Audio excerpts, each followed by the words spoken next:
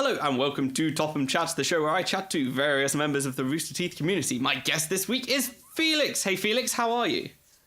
I'm doing great, Topham. How are you doing today? I'm doing pretty well, yeah. It's been a busy day. Yeah, let's start as I always start. Rooster Teeth or Achievement Hunter? You know what? I'm a Rooster Teeth original. However, I will say Achievement Hunter, mainly because they have new content coming out every day that is basically because I love like the podcast. Like that's where I've fallen in love with the thing is I've fallen in love with the podcast aspect. And really every Let's Play is like its own podcast, basically. Yeah, I mean there's some that aren't, like Crota when they were doing that on Destiny, they were just like, oh, we've got to get this done, and they were talking and coordinating and things like that. But when they're not really coordinating or anything, it's nice to be podcast-like. Yeah, like especially Minecraft and the GTA Let's Plays. I mean, they're still talking about what's going on in the game, but you know, there's even like some creepy levels of the way people have put together people's personal lives based on what they say in those. But I know. yeah, like I'm not gonna give any specific examples because I don't want to violate any of their privacy. But I've seen some where I'm like, oh my god, you're a crazy person. How did you go through and figure that out? Yeah, it's just the fan base can be pretty, like, I don't know, relentless in their pursuit of knowledge of people, but it's like, yeah, it can be a bit over the top sometimes. So how did you discover Rooster Teeth? Well, I was in high school when the original Red vs. Blue came out. So that's how I discovered it. I mean, I remember watching a couple of postage stamp sized videos, but then I rediscovered it once I was in the Navy in 2005 because one of my good friends had a copy of the Red vs. Blue Season 2 DVD, and we'd go back to his room and watch that. And yeah, it was a great laugh. We rewatched Season 1 and Season 2. Cool. So... And 2005, I think that those... Let's see, was Season 3 even out yet? No, I think it was on computers then. I don't know if you remember internet back then, but... It was... Oh, yeah, that was a bit... It was a bit I don't rough. know what it was like in the UK. UK. All the episodes. You had to download all the episodes as well. It wasn't great over here at that time either. But, you know, it's one of those things. It's got better since then, so I'm appreciative of that. So, yeah, so you discovered it all the way back then. Did you take a while before you jumped into the community side of things? And I guess I want to ask a bit about how was serving in the Navy? How was that for you? I'm just curious now. Like, I loved it, but I'm a bit jealous of a lot of my other compatriots when it comes to the Navy because I did my tour in the Navy, but I was stuck on shore. Okay. I did not go on a ship except to help buddies move onto the ship and go, huh, you live here? Man, that sucks. Let me go back to my base housing. I was supposed to go to the Vincent at some point, but yeah, some things happened and my orders got altered. You know, needs of the Navy. What can I say? But I loved my time in. I really do miss it. I wish I had had some more adventures in it. And I actually wish I had stayed in afterward because my job in the Navy wasn't very transferable to the civilian world. Like, that was one main thing. Do you mind sharing what that was? Because I'm curious now. Yeah, I was an intelligence specialist in the Navy, which is a job that sounds way cooler than it actually is. But there's just not a lot of call for intelligence specialists outside of that. I was really also trying to get stationed where you are. There's a place called Jack Molesworth out there, which is a Joint Action Command, and it's based in England. Cool. My cousin is actually out there serving in the Air Force. She's been in the UK pretty much the entire time. And she's been in about 8 years now or so? 6 years? Cool, yeah. And I'm jealous. Do you know what her job is in the Air Force? Not a clue, obviously. Her specific job in the Air Force is to be front desk reception at a gym or to manage a gym. That doesn't sound like a very Air Force type job. They have so many super specific, stupid, specified jobs. I'm like, what? That's my cousin in the Air Force. He handled ordnance. I was doing intelligence specialist. You know, I wanted to try to do some ordnance or FC work, but you can only have one job.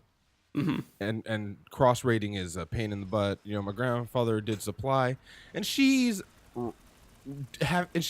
doing a desk job. She's managing a gym.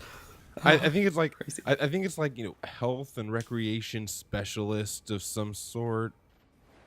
Mm-hmm. It's a pretty bullshit job, but she's already a staff sergeant, and it's like, you. Crazy. Well, It is so infuriating. Let's leave it back to Rooster Teeth for a while. So, how did you get onto the Rooster Teeth site? Was it at that time, or was it later on? It was later. I mean, I lurked for a while, but I didn't post anything because the internet is a dark and scary place. Yes, it definitely can be. But yeah, it was interesting. I mean, like I said, I just kind of looked around in the background, and then I think I had an account for a while, and I can't even remember the password or username for it or anything. Mm-hmm. But this newest account I started after my divorce. Mm-hmm. Really, because I'm like, it's like, you know what? Because I had been, after my divorce, I started watching a lot more Red versus Blue because I needed something to make me laugh. I needed something that was just like I needed humor that got me, and Red versus Blue got me.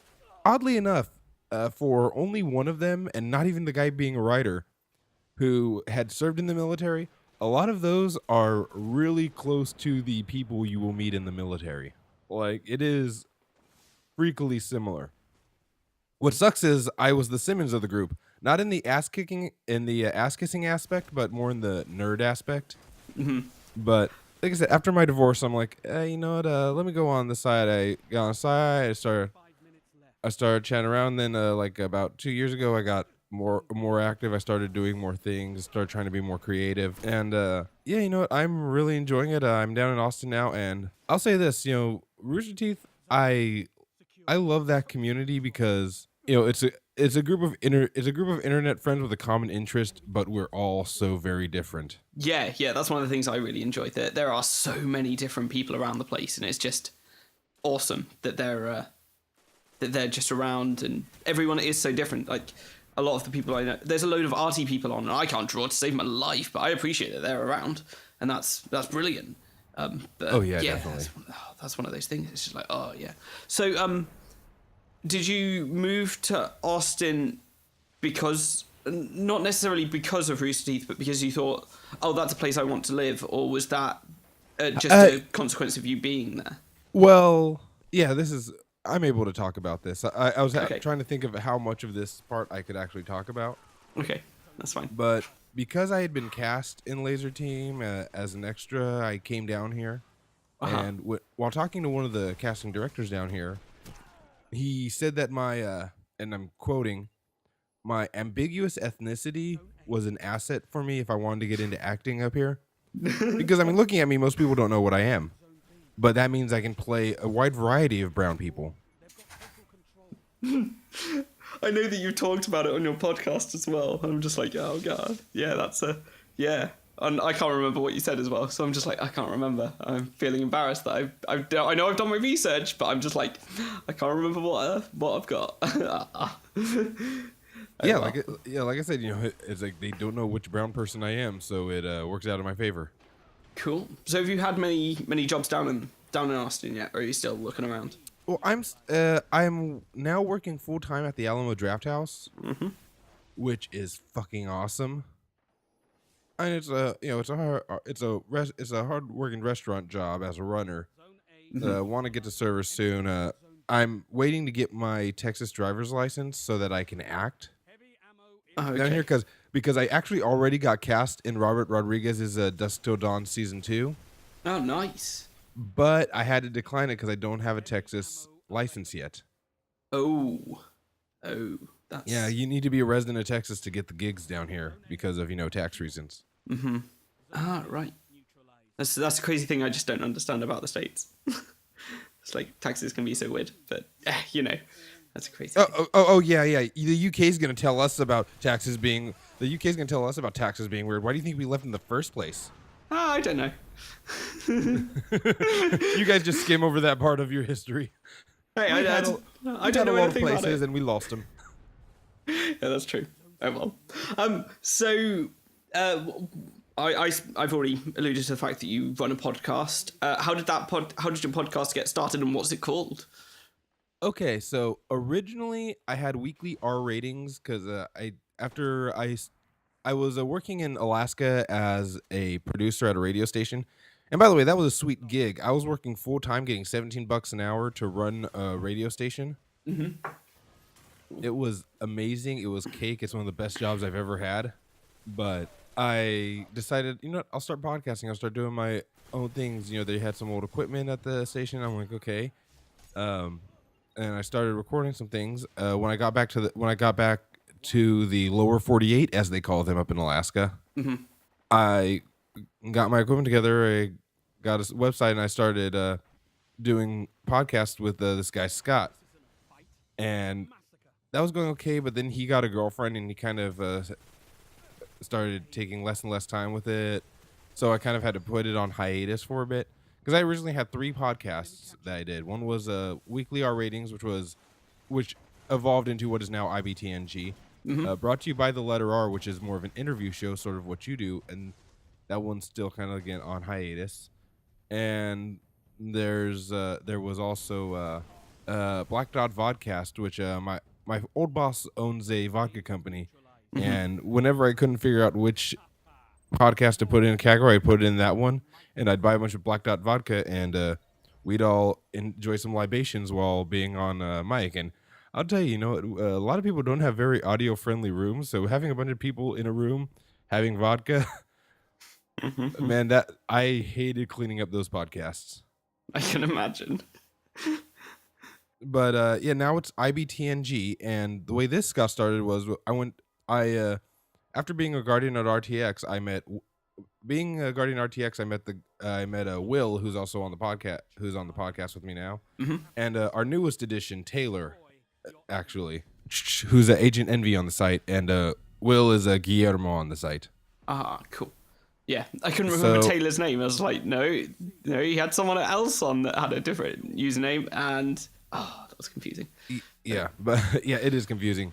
But then from one of the other Guardians, Baghdad Bean, I won tickets to PAX Prime. Cool.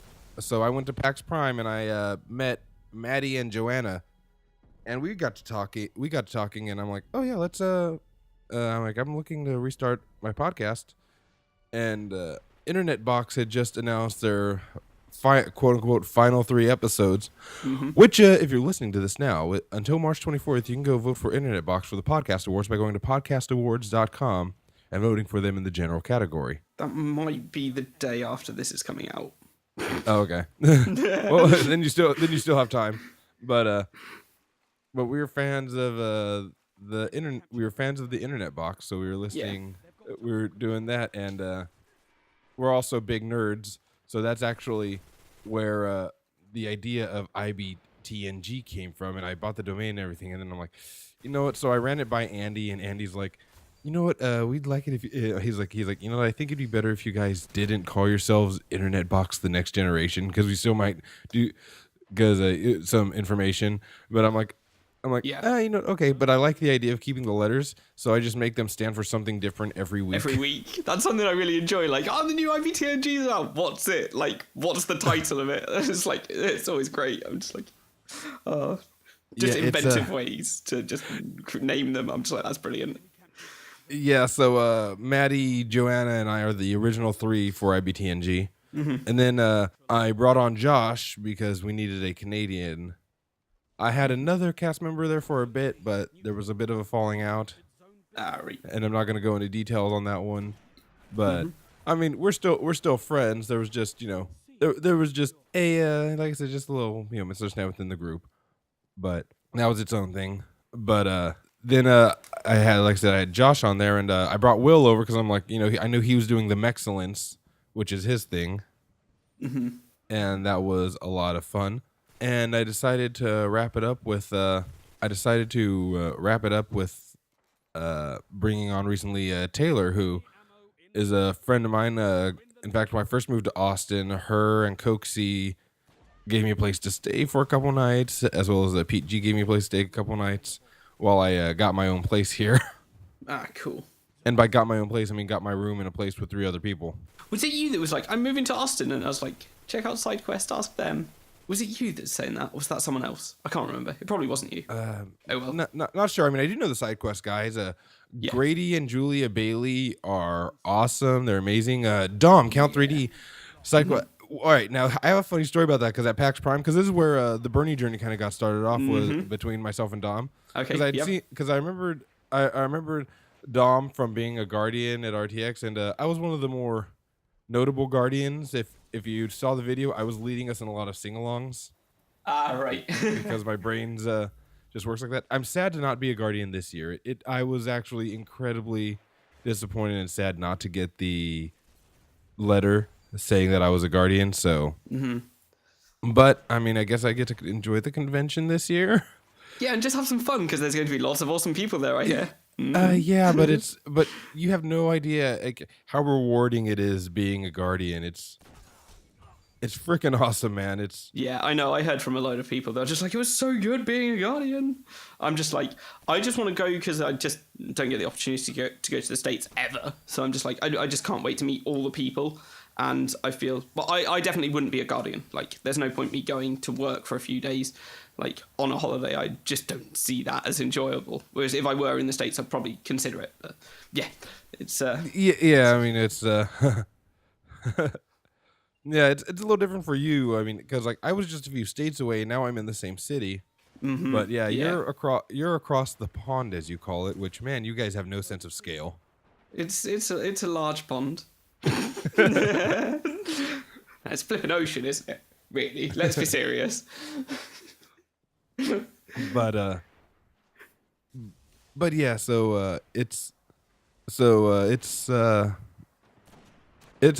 yeah, I had recognized Dom, and it's funny, like I said, funny story behind that. When I saw him at PAX, and I'm like, "Hey, Dom, what's up?" He's like, "Hey, how you doing?" He's like, "So you going to side quest tonight?" I go, "Yeah, I mean, I wasn't able to get a ticket in time, but Count 3D told me to go ahead and come." He's like, "Oh, he did, didn't he?" Did he?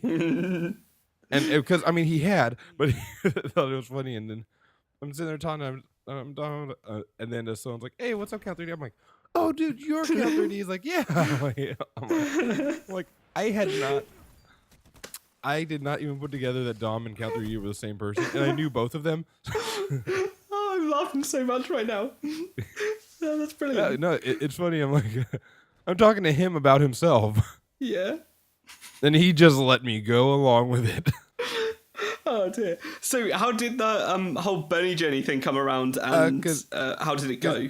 Because he and I were talking, and he was what started off was he was mentioning this trip he was going to take, and he said it was something that he wanted to do.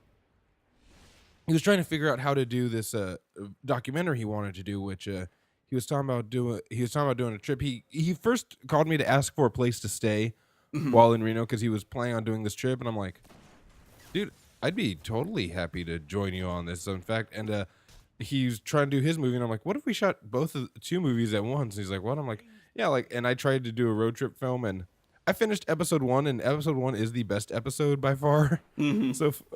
So far, and because like it's just, man, I actually have a lot more respect for found footage films now, because that shit is tough to try to figure out how to intertwine a narrative. And I wish I had better sound equipment, because that was like one of the Indiegogo things I was like really hoping that we met the goal so that I could get a good shotgun mic. But hey, you know, we worked with what we got, and you'll see those coming out very soon. Like, I can't give a date, but I can say that it'll be soon. Nice. That you'll see Bernie Journey and Bernie Journey 2, which you were one of our line producers in. Woohoo! Yay!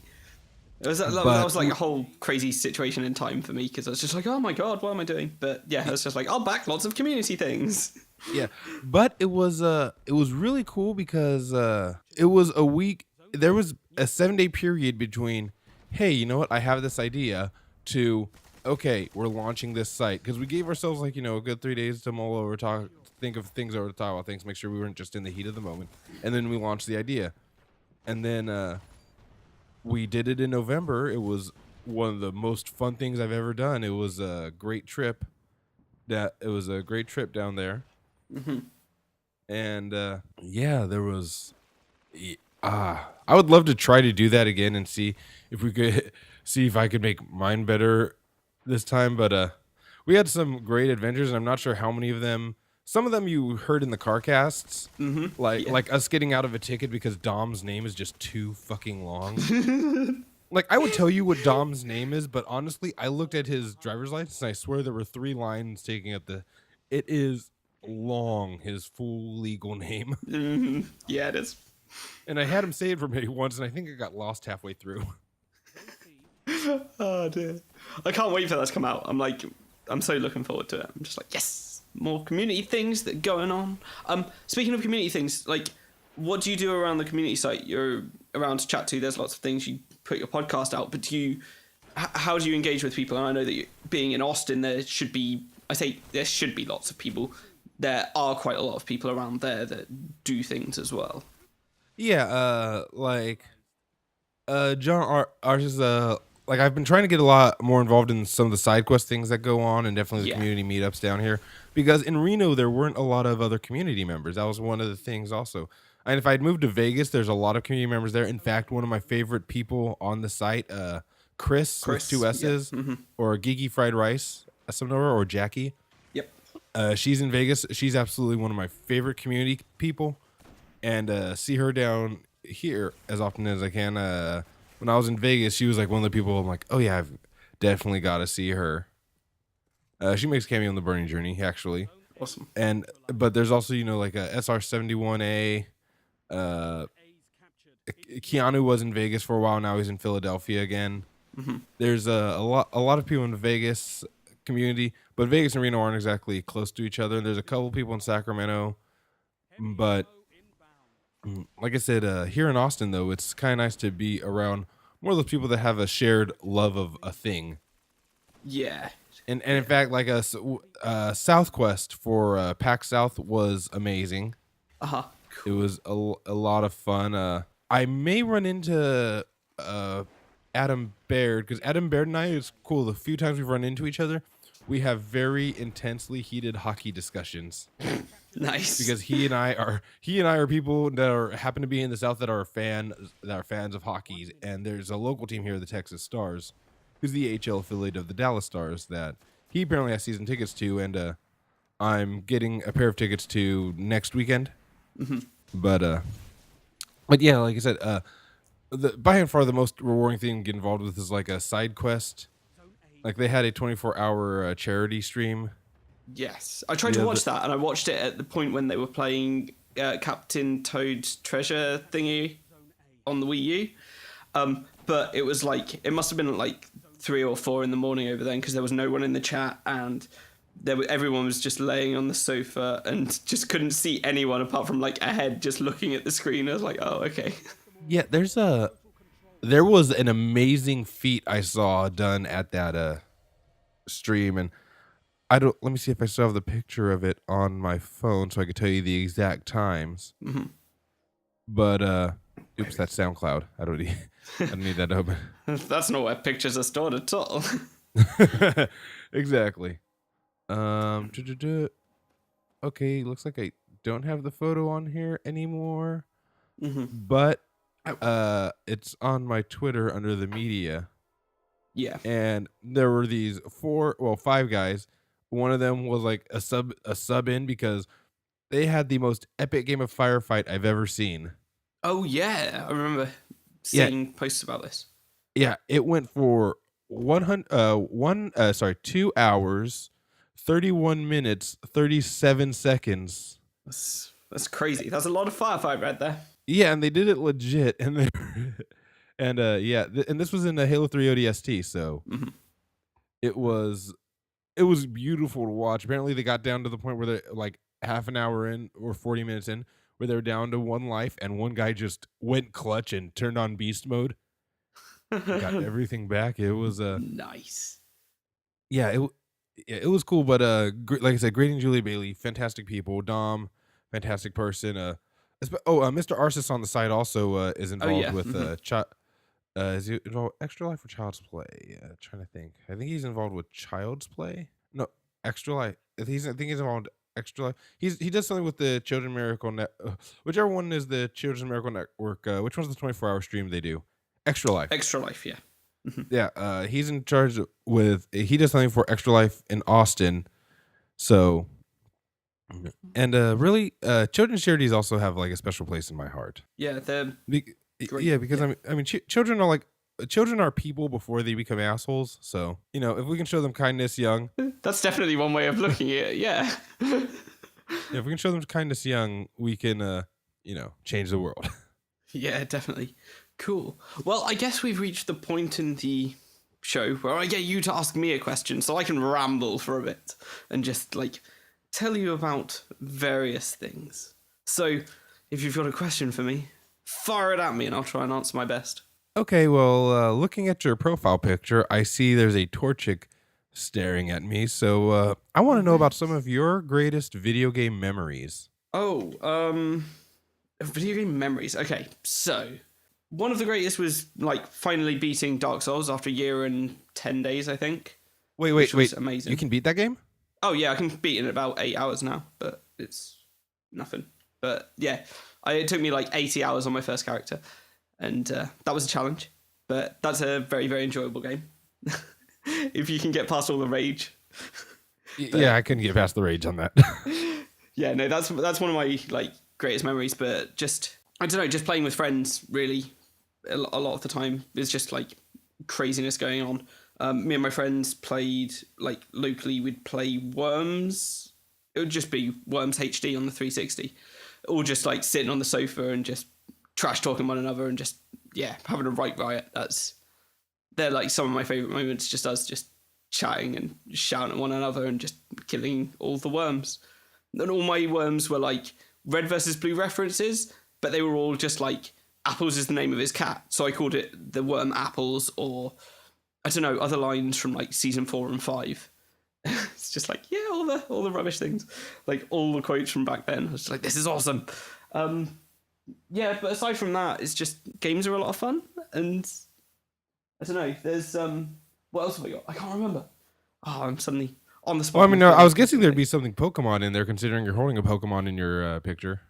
Yeah. I did get all 150 Pokemon legit on Pokemon Red. That was amazing. And then that got accidentally deleted, and otherwise that would have been like one of my prized possessions. Yeah, Torchic's pretty cool. I actually skipped like that generation, and then I went back to play them whenever they were re-released. And then I was like, I'm probably not going to play handhelds anymore. It's been so long since I've played a handheld. I'm just like, that's so disappointing. But yeah, Torchic's a pretty cool Pokemon, but I prefer the original ones. But that's fine. Okay, since you talk about handhelds, and I'm on that track where I'm like, I need to get a Vita. I keep telling myself I need to get a Vita, and there's a bunch of games I want to play on it, but I just haven't bought it yet. What is do you have a system loyalty, whether it's a particular console or a PC? Like myself, I am an Xbox guy. I mean, I love a few PlayStation things, but for the most part, I have Xbox, and my PC doesn't game great. So I've had both the PS3 and Xbox 360, and now I've got a PS4 and an Xbox One, and my Xbox One is gathering dust because actually every game apart from Destiny, which is on digital on my PS4, is gathering dust because I'm not playing anything else at the moment, which is just ridiculous. But I cannot wait for Bloodborne to come out, which is PS4 exclusive, so I'm kind of swayed to PS4, although I should play Master Chief Collection with other people because I still haven't finished Halo 1 or 2. like ever, or just on the collection? Nope, never. That's bad. I know, that's bad. You jumped right into Halo 3? Yeah, I started with Halo 3 because I never had the original Xbox. So me and my friends, they were like, I'll get Halo 3. Like as soon as I got it, I got my 360 in March of 2008. No, yeah, 2008. Or 2007. I can't remember. Halo 3 must have been out because I got it and I was just like, this is awesome. Played through it. And I still don't think I finished ODST. I don't think I finished Reach. I have them both on my shelf, but I have finished Halo 4. So I'm kind of like, there's 4 Halo games I haven't actually finished yet. Maybe I should go back and play them. But I just never find the motivation to do it. And that's me going like, I'm a bit. Oh no, I have finished ODST. That is the one game I have finished. That is normal. But yeah, I'm not great at finishing Halo games because I won't play them alone. I need other people to play with me, otherwise I just don't have any motivation. I'm just like, oh, I could just do other things, and I do other things. So yeah. Yeah, that's really interesting. Like while I was around, how old are you, Topham? I am 26. It did take me a second to think about how old I was. No, that happens all the time. Okay, yeah, so we're not far off. So, Mhm. so you have no excuse not to play the originals. I don't know. I didn't have the original With Xbox. Xbox being an American console and it being the first one, was there really a big Xbox presence in the UK? No, I knew 2 friends that had them, and that was like retroactively. It was when the 360 came out. I knew that they had Xboxes back then, but I was on PlayStation 2 back then. I actually went PlayStation 2, Xbox 360, and then I got my PS3 like just before The Last of Us came out, and I got all the Uncharted games and played them back to back.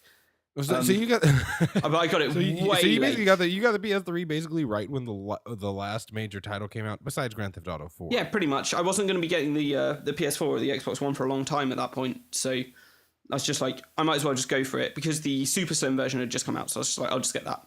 And I knew that the Kingdom Hearts 1 and 2 and Final Fantasy X HD remasters were all coming out as well.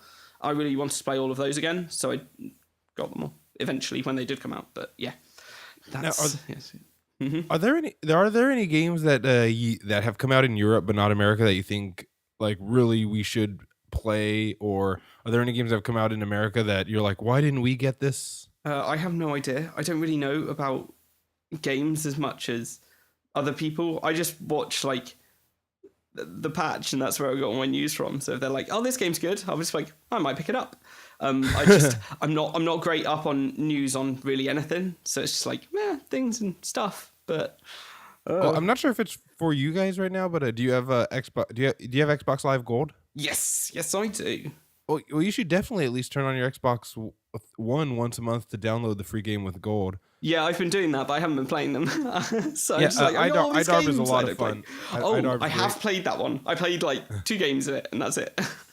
But turn on your 360 this month because you get Tomb Raider. Well, I don't Tomb know. Are the Raider. games the same in the UK? Yeah, Tomb as Raider the and US? Bioshock Infinite. Yep.